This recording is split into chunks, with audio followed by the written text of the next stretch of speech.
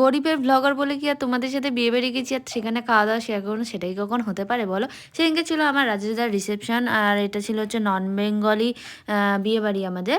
তো যাই হোক খাওয়া দাওয়া তো শেয়ার করতেই হবে। কচুরি আর ছোলার ডালটা অসাধারণ করেছিল। আমার তো মানে এখনই জিভে জল আসছে, তোমাদের সাথে শেয়ার করবো কি দারুণ খেতে করেছিল। আর আমি মোটামুটি 4টে কচুরি খেয়ে নিয়েছিলাম। এমনি নর্মালি বাড়িতে 3টে খাই, কিন্তু ওখানে এত ভালো লেগেছিল আমি 4টেই খেয়ে নিয়েছিলাম। আর এখানে ভাই বলছে কিভাবে তুই ভিডিও করিস খাওয়ার। আজকেও সামনাসামনি ওকে দেখিয়ে দিলাম যে কিভাবে আমি ভিডিও করি। আর দেখো খুব লাইট মেকআপ করে গেছিলাম, কারণ আমাকে বেশি সাজলে ভালো লাগে না।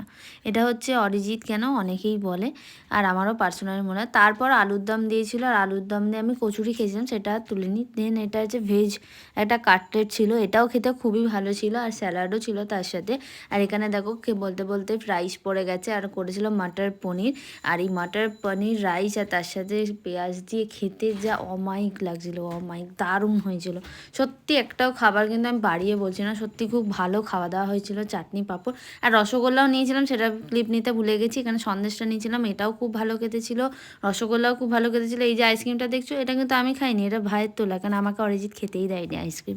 আর এখানে এই দেখো দুজনের ভালোবাসাবাসি চলছে। আর এখানে আমি বাড়িতে রাত্রি 1টার সময় ফিরে এসে ঢং করছি ঢং। তো যাই হোক তোমরা প্লিজ আমাকে একটুখানি ফলো করো, একটুখানি, আর প্লিজ সাবস্ক্রাইব করো আমার চ্যানেলটাকে প্লিজ। টাটা, বাই বাই, দেখা।